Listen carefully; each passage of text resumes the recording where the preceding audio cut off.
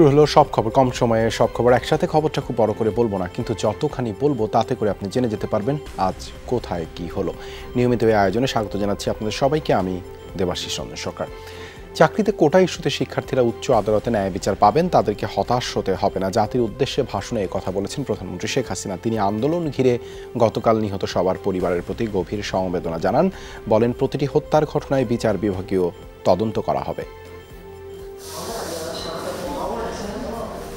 8 minute 6 সেকেন্ডের ভাষণে প্রধানমন্ত্রী শেখ হাসিনা কোটা বাতিল করে 2018 সালের পরিপত্র জারি, পরবর্তীতে হাইকোর্টের আদেশে ওই পরিপত্র বাতিল এবং আদেশের বিরুদ্ধে সরকারের আপিলের কথা উল্লেখ করেন। জানান, এবার আন্দোলনকারীরা রাষ্ট্রপতি বরাবর স্মারকলিপি দিতে চাইলে সরকার তাদের সহযোগিতা ও নিরাপত্তা নিশ্চিত করে। সরকার যথেষ্ট ধৈর্য ও সহনশীলতা প্রদর্শন করেছে। মঙ্গলবার বিভিন্ন স্থানে নিহতের ঘটনায় নিন্দা জানান প্রধানমন্ত্রী। এমন মৃত্যু কারো কাম্য নয় উল্লেখ করে গভীর সমবেদনা জানান পরিবারগুলোর প্রতি। কিছু মহল এই আন্দোলনের সুযোগটা নিয়ে অনাকাঙ্ক্ষিত উচ্চাবিলাস চরিতার্থ করার সুযোগ নিয়ে সন্ত্রাসী কর্মকাণ্ডে লিপ্ত হয়। এর ফলে অহেতুক কতগুলি মূল্যবান জীবন ঝরে গেল। হত্যাকাণ্ড সহ যে সকল অনভিপ্রেত ঘটনা ঘটেছে, সুষ্ঠু ও ন্যায় বিচারের স্বার্থে সে সকল বিষয়ে বিচার বিভাগীয় তদন্ত করা হবে। সন্ত্রাসীরা আন্দোলনকারীদের মধ্যে ঢুকে সংঘাত ও নৈরাজ্য সৃষ্টি করছে উল্লেখ করে শেখ হাসিনা বলেন, চট্টগ্রামে ছাত্রদের ছাদ থেকে ফেলে দেওয়া হয়, মেয়ে শিক্ষার্থী ও শিক্ষকদের গায়েও হাত তোলা হয়েছে। যাদের উস্কানিতে এমন ঘটনা হয়েছে তাদের বিরুদ্ধেও ব্যবস্থা নেওয়া হবে। এই ধরনের ঘটনার সঙ্গে যারা জড়িত তাদের চিহ্নিত করে উপযুক্ত শাস্তির ব্যবস্থা করা হবে। যারা হত্যাকাণ্ডের শিকার হয়েছে তাদের পরিবারের জন্য জীবন জীবিকা নির্বাহের ক্ষেত্রে যে সহযোগিতা দরকার তা আমি করব। কাদের উস্কানিতে সংঘর্ষের সূত্রপাত হলো, কারা কোন উদ্দেশ্যে দেশকে একটি অরাজক পরিস্থিতির দিকে ঠেলে দিল তা তদন্ত করে বের করা হবে। চাকরিতে কোটা ইস্যুতে সর্বোচ্চ আদালতে আপিল চলছে জানিয়ে শেখ হাসিনা বলেন, আইনি প্রক্রিয়ায় সমাধানের সুযোগ রয়েছে। তিনি শিক্ষার্থীদের ধৈর্য ধরার আহ্বান জানিয়ে বলেন, হতাশ হবেন না, ন্যায় বিচার পাবেন। আমার বিশ্বাস আমাদের ছাত্র সমাজ উচ্চ আদালত থেকে ন্যায় বিচারই পাবে, তাদের হতাশ হতে হবে না। আইন প্রক্রিয়া সমাধানের সুযোগ থাকা সত্ত্বেও রাস্তায় আন্দোলনে নেমে দুষ্কৃতিকারীদের সংঘাতের সুযোগ করে দেবেন না। সর্বোচ্চ আদালতের রায় আসা পর্যন্ত ধৈর্য ধরে অপেক্ষা করার জন্য আমি সকলকে বিশেষভাবে অনুরোধ জানাচ্ছি। অভিভাবক ও শিক্ষকদেরকে শিক্ষার্থীদের নিরাপত্তার বিষয়ে সচেষ্ট থাকতে আহ্বান জানিয়েছেন প্রধানমন্ত্রী শেখ হাসিনা। এই অনাকাঙ্ক্ষিত ঘটনায় যারা নিহত হয়েছেন তাদের জন্য গভীর দুঃখ প্রকাশ করছি। এবং আহমেদ রেজা, যমুনা নিউজ, ঢাকা। আন্দোলনে নিহত শিক্ষার্থীদের হত্যার বিচারের দাবিতে গায়েবানা জানাজা আদায় করেছে বৈষম্য বিরোধী ছাত্র আন্দোলনের শিক্ষার্থীরা।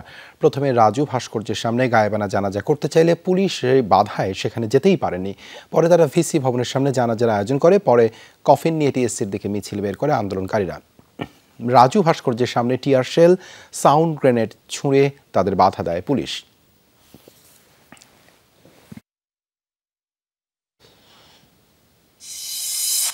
শিক্ষার্থীদের সঙ্গে সংঘর্ষে ঢাকা কলেজের সামনে নিহত ছাত্রলীগ কর্মী মোহাম্মদ সবুজ আলীর 2 দফা জানাজা অনুষ্ঠিত হয়েছে। প্রথমে শাহবাগ ও পরে বঙ্গবন্ধু এভিনিউয়ে। এতে অংশ নেন আওয়ামী লীগ সাধারণ সম্পাদক সহ কেন্দ্রীয় নেতারা। নিহত সবুজ আলীর ঢাকা কলেজের 2018-19 সেশনের পরিসংখ্যান বিভাগের ছাত্রলীগ সভাপতি সাদ্দাম হোসেন হুঁশিয়ারি দেন, প্রতি ফোঁটা রক্তের জবাব দেয়া হবে।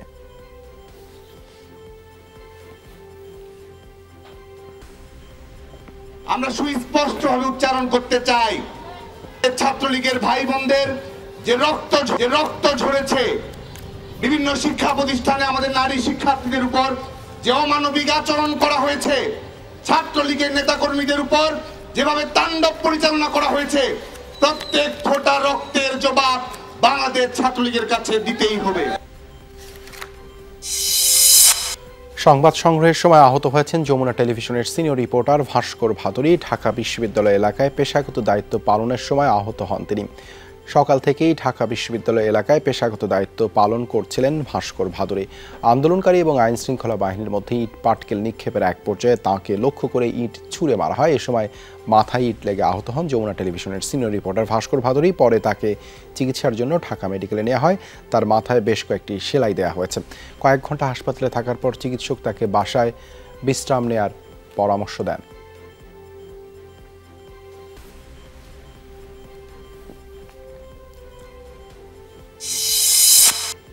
কোটা সংস্কার আন্দোলন ঘিরে আজ উত্তাপ ছড়িয়েছে দেশের বিভিন্ন জেলায়। সংঘর্ষে জড়ায় আন্দোলনকারী ও বিরোধীরা, কোথাও কোথাও পুলিশের সাথেও সংঘাত হয়েছে কোটা সংস্কার আন্দোলনকারীদের। সংঘর্ষে আহত হয়েছেন বেশ কয়েকজন। দিনভর উত্তেজনার পর সন্ধ্যার দিকে রাজশাহী বিশ্ববিদ্যালয়ের কোটা সংস্কার আন্দোলনকারীদের সাথে সংঘর্ষ বাধে পুলিশের। হল ছাড়ার নির্দেশ প্রত্যাখ্যান করে উপাচার্যকে প্রশাসনিক ভবনে 9 ঘণ্টা অবরুদ্ধ করে রাখে আন্দোলনকারীরা। পুলিশ তা উদ্ধার করতে গেলে সংঘর্ষ হয়। জাহাঙ্গীরনগর বিশ্ববিদ্যালয়ে সিন্ডিকেট সভা শেষে ক্যাম্পাস বন্ধ। হল থেকে নির্দেশনা আসলে ক্যাম্পাসে ভাঙচুর চালায় কোটা আন্দোলনকারীরা। পরে পুলিশের সাথে সংঘর্ষ হয়।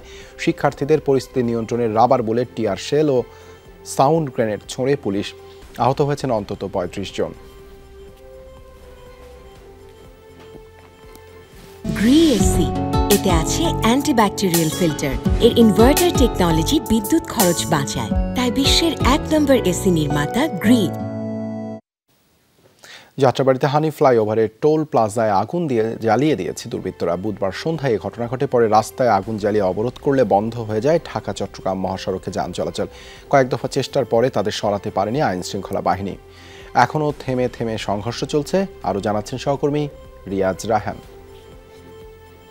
যাত্রাবাড়ি ফ্লাইওভারের ঠিক মুখে, অর্থাৎ চট্টগ্রাম সড়কে, ঢাকা চট্টগ্রাম মহাসড়কের চট্টগ্রাম অংশ থেকে যেই দুনিয়ার অংশ যে অংশে রয়েছে, সেই দুনিয়ার অংশে আন্দোলনকারীদের নামে অবরোধ করে এবং সেখানে যাত্রাবাড়ি ফ্লাইওভারের যে টোল প্লাজা রয়েছে সেই টোল প্লাজায় তারা অগ্নিসংযোগ করে এবং আগুন দিয়ে পুরোটা জ্বালিয়ে দেয়। পাশাপাশি সড়কে অবস্থান নিয়ে তারা অগ্নিসংযোগ করেছে। এখানে আইনশৃঙ্খলা বাহিনী, পুলিশ, র্যাব, বিজিবির যারা সদস্যরা রয়েছেন তারা চেষ্টা করছেন নিয়ন্ত্রণের, এখান থেকে যতটুকু সম্ভব রাবার বুলেট এবং টিয়ারশেল নিক্ষেপ করে তাদেরকে ছত্রভঙ্গ করার চেষ্টা করছেন।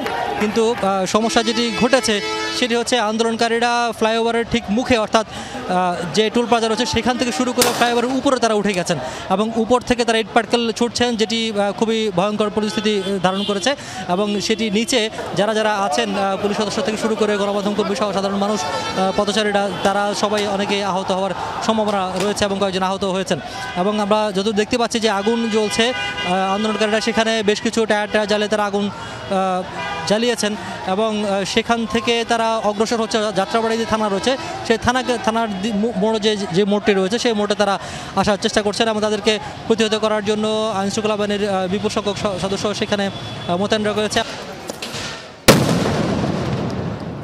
এবং কয়েকটি স্তরে তারা ভাগ করে এবং যেই পিলারটি রয়েছে হানি ফ্লাইওভারের নিচে যে পিলারগুলো রয়েছে সেই পিলারগুলোর এখানে ভাগ করে তারা অবস্থান নিয়েছেন। সাধারণ মানুষও প্রতিরোধ করার চেষ্টা করছেন, যেহেতু আন্দোলনকারীরা উপর থেকে ইট পাটকেল নিক্ষেপ করছে এবং সেই জবাবে তাদেরকেও প্রতিহত করার চেষ্টা করছেন নিচ থেকে সাধারণ মানুষ যারা রয়েছে তারা।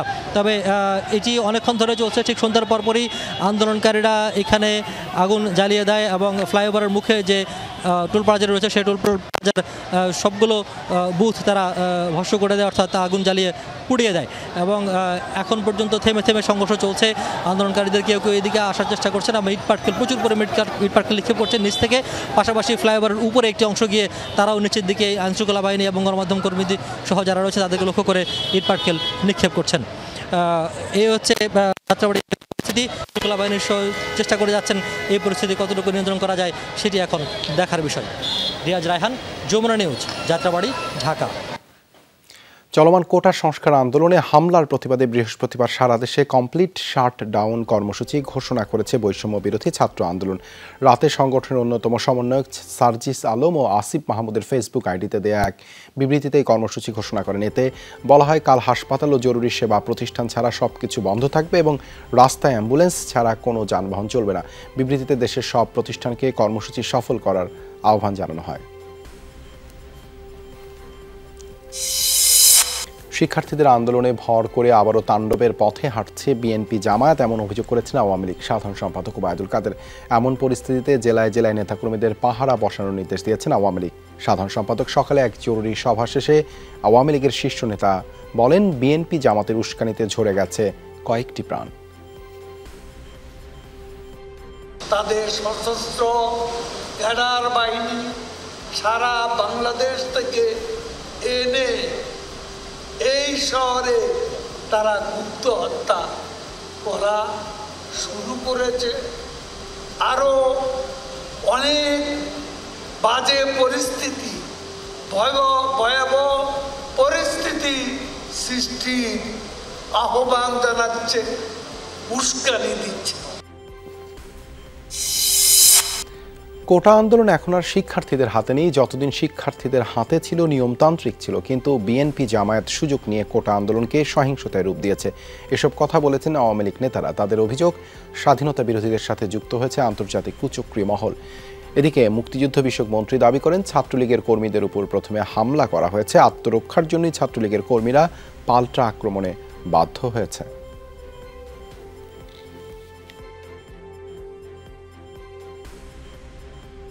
যারা কোটা আন্দোলনের নেতৃত্ব দিতে গিয়ে বিএনপি জামাতের হাতের পুতুলে পরিণত হয়েছে, তাদের বিরুদ্ধে ব্যবস্থা গ্রহণ করতেই হবে। এই হত্যাকাণ্ডের পিছনে যে বা যারাই যুক্ত হোক, যেই দলেরই হোক, যে বর্ণেরই হোক, তাদের বিরুদ্ধে ব্যবস্থা গ্রহণ করবে। বিএনপির প্রেতাত্মা যেগুলো ছাত্র দলের ছেলেরা, মেয়েরা এবং বহিরাগতরা ঢাকা বিশ্ববিদ্যালয়ের বিভিন্ন হলে ঢুকে কি তাণ্ডব চালিয়েছে। অগ্রসরমান বাংলাদেশের উন্নয়নের ধারা ব্যাহত করা সহ সার্বিক পরিস্থিতি ঘোলাটে করার অপচেষ্টায় লিপ্ত রয়েছে। এত বড় দুর্যোগেও ওই বাড়িগুলি দাঁড়িয়ে আছে কোন শক্তিতে? সেজন্য প্রয়োজন উচ্চ শক্তির নির্মাণ সামগ্রীর ব্যবহার, যেমন জিপিএইচ কোয়ান্টাম B600DR, বাংলাদেশের উচ্চ শক্তি সম্পন্ন একমাত্র রড। কোটা সংস্কার আন্দোলনে নৈতিক সমর্থন থাকলেও কোনো ধরনের সম্পৃক্ততা নেই বিএনপির। কথা জানিয়ে দলটির মহাসচিব বলেন, সদিচ্ছা থাকলেই আলোচনার ভিত্তিতে এই সংকটের সমাধান করা যেত, বরং তা না করে কেন্দ্রীয় কার্যালয় থেকে ককটেল উদ্ধারের নাটক সাজিয়ে বিএনপির উপর দায় চাপাচ্ছে সরকার। আন্দোলনে নিহতদের স্মরণে বিএনপির পূর্ব ঘোষিত গায়েবানা জানাজা ঘিরে বায়তুল মোকাররম উত্তর গেটে পুলিশের সঙ্গে নেতাকর্মীদের ধাওয়া পাল্টা ধাওয়ার ঘটনা ঘটেছে। পুলিশ লাঠিচার্জ করছে, গ্রেপ্তার করছে এবং আমাদের বেরোনোর সময় টিয়ারশেল মারছে, অতর্কিতভাবে গুলি আর টিয়ারশেল নিক্ষেপ করে এবং ঢোকার সঙ্গে আমাদের শত শত নেতাকর্মীদের গ্রেপ্তার করে। বিভিন্ন অলিগলি থেকে পুলিশের উপর চোরাগুপ্ত হামলা করা হয়েছে। সেই কারণে আমরা এখানে শান্তি শৃঙ্খলা রক্ষায় আমাদের যতটুকু করণীয় ততটুকুই আমরা করছি। ককটেল, বোমা, লাঠি সোটা রেখে দিয়ে সেইখানে তারা আজকে ছবি তুলে আবার বিএনপিকে দোষারোপ করার চেষ্টা করছে। আমরা এই আন্দোলনের সঙ্গে কখনোই সরাসরি জড়িত নই, আমরা তাদেরকে নৈতিক সমর্থন দিয়েছি।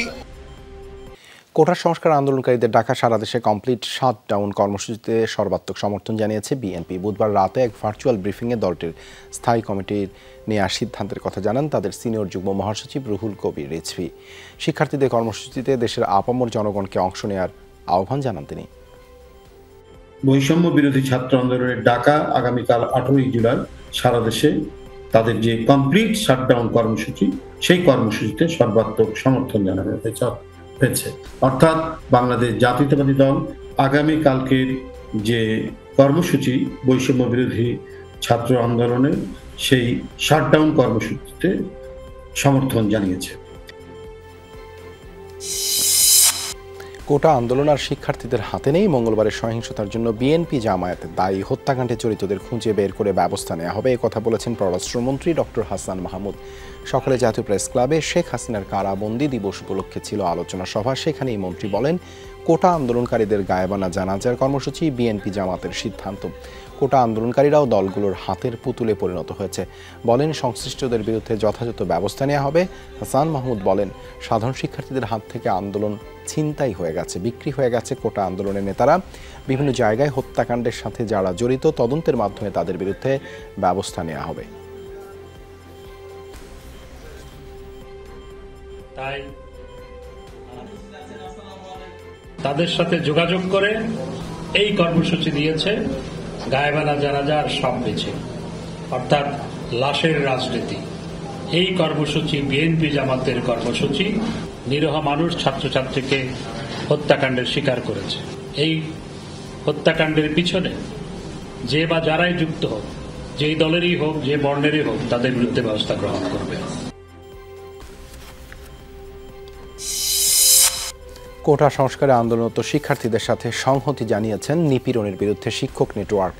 ঢাকা বিশ্ববিদ্যালয়ে মৌন মিছিল ও সমাবেশ করে পরিস্থিতি যত খারাপই হোক শিক্ষার্থীদের পাশে থাকার অঙ্গীকার করেন তারা। এ সময় পুলিশের হাতে আটক 2 শিক্ষার্থীকে শাহবাগ থানা থেকে মুক্ত করে আনেন এই শিক্ষকরা। 3 থেকে 4 ঘন্টা পর টর্চার করার পরে যখন আর পারছি না, 20-25 জন ছিল, পরে আমাকে একটা মিথ্যা স্টেটমেন্ট। আমাদের তো আলোচনা করার জায়গাটা থাকতে হবে, এটা তো আমরা মারামারি করে কোনো আলোচনায় আসতে পারবো না। ভয় ভীতিহীন পরিবেশে হলে শিক্ষা প্রতিষ্ঠানে আমরা থাকতে চাই, কথা বলতে চাই, তুই তোকারি শুনতে চাই না। যে শপথ নিয়ে আপনারা দায়িত্ব নিয়েছেন সেই দায়িত্ব পালনে আপনারা সম্পূর্ণ ব্যর্থ হয়েছেন। সেই বিভৎস অবস্থার বিরুদ্ধে মানুষ যে দাঁড়াতে পারে, এটাই আসলে মুক্তিযুদ্ধের চেতনা, এটাই হচ্ছে 1971 সালের চেতনা। শিক্ষার্থীদের কোটা সংস্কার আন্দোলন যারা ভিন্ন খাতে প্রবাহিত করতে চায় তারা সফল হবে না।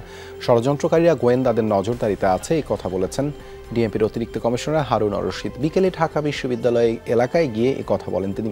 হারুন বলেন, কোটা সংস্কার আন্দোলনের আড়ালে একটি চক্র ঘোলা পানিতে মাছ শিকার করতে চায়। অনেকে লাঠি, খাবার সাপ্লাই দিয়ে এই আন্দোলনকে বেগবান করতে চাইছে, তারা সবাই গোয়েন্দা নজরদারিতে আছে। অবিলম্বে তাদের বিরুদ্ধে আইনগত ব্যবস্থা নেওয়া হবে। হারুন বলেন, শিক্ষার্থীদের আন্দোলন যৌক্তিক, তবে এটি এখন বিচারাধীন বিষয়, এ নিয়ে সহিংসতা কোনোভাবেই কাম্য নয়। কোটা বিরোধী আন্দোলনকে যে কথাটা আমি বলছি, ভিন্ন খাতে নেওয়ার জন্য যারাই ষড়যন্ত্র করুক, যারাই ষড়যন্ত্র করছে, তাদের প্রত্যেকের নাম্বার আমাদের কাছে আছে। তারা ষড়যন্ত্র করে সাকসেস হবে না, অতীতেও হয় নাই, এই অপরাজনীতি মানুষ গ্রহণ করে নাই। এখনও যদি কেউ লাঠি সাপ্লাই দিয়ে, অস্ত্র সাপ্লাই দিয়ে, খাবার সাপ্লাই দিয়ে, খিচুড়ি সাপ্লাই দিয়ে তারা যদি মনে করে আন্দোলনকে তারা প্রলন করবে, এটা তারা বুকার স্বর্গে বাস করছে। সারা দেশের শিক্ষার্থীদের সাথে মাঠে থাকার ঘোষণা দিয়েছে জাতীয় ছাত্র সমাজ, এমনটাই জানিয়েছেন জাতীয় ছাত্র সমাজের সভাপতি আল মামুন। সকালে কাকরাইলে সাধারণ শিক্ষার্থীদের উপর হামলার প্রতিবাদে সংবাদ সম্মেলনে এই কথা জানান তিনি। বলেন, কোটা সংস্কার নিয়ে ছাত্রদের আন্দোলন যৌক্তিক, স্বাধীনতার এত বছর পরে এসে কোটা 5% বেশি থাকার কোনো যৌক্তিকতা নেই। জাতীয় ছাত্র সমাজের নেতারা বলেন, ছাত্রদল ও ছাত্রলীগের রেশারেশিতে শিক্ষার্থীদের আন্দোলন ব্যাহত হচ্ছে। ব্যক্তিগত স্বার্থ বাদ দিয়ে সবাইকে ছাত্রদের জন্য কাজ করার আহ্বান জানান তারা। পূর্ণাঙ্গ কমিটি গঠনের পর আনন্দ র্যালি করেছে গাজীপুর মহানগর আওয়ামী লীগের নেতৃবৃন্দ। বুধবার দুপুরে নগরীর চান্দানা কলেজের সামনে থেকে র্যালি শুরু হয়ে ঢাকা ময়মনসিংহ ও ঢাকা টাঙ্গাইল মহাসড়ক ঘুরে চৌরাস্তার জাগ্রত চৌরঙ্গিতে এসে শেষ হয়। পরে উপস্থিত নেতাকর্মীদের নিয়ে অনুষ্ঠিত হয় আলোচনা সভায়। এ সময় বাসন থানা আওয়ামী লীগের সভাপতি প্রফেসর আব্দুল বারীর সভাপতিত্বে উপস্থিত ছিলেন গাজীপুর মহানগর আওয়ামী লীগ সভাপতি ও গাজীপুর উন্নয়ন কর্তৃপক্ষ গাউক চেয়ারম্যান আজমদুল্লাহ খান এবং হীরা সরকার সহ দলটির নেতাকর্মীরা।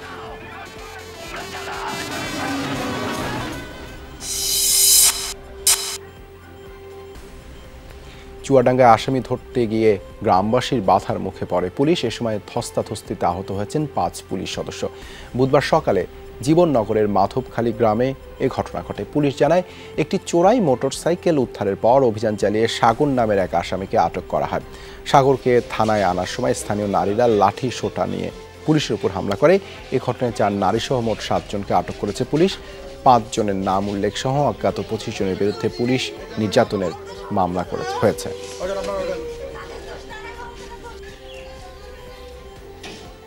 রান্নাঘর খাদ্য না হিসাবে চুলামুলা সব ভেঙে উপরে দিতে হয়ে গিয়েছে, আমরা তো জন খাইতে খাই।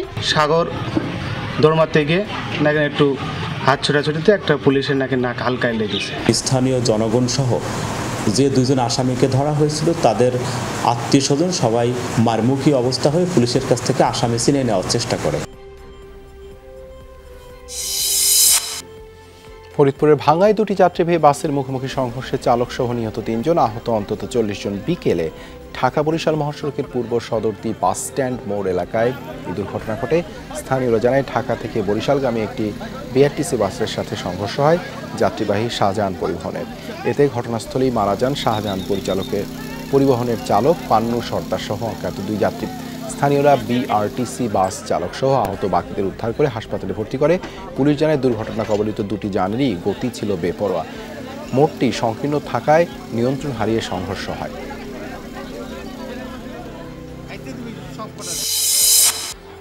দেশের উত্তর মধ্যাঞ্চলে বন্যা পরিস্থিতির উন্নতি হলেও দুর্ভোগ কমেনি কবলিত এলাকার মানুষের।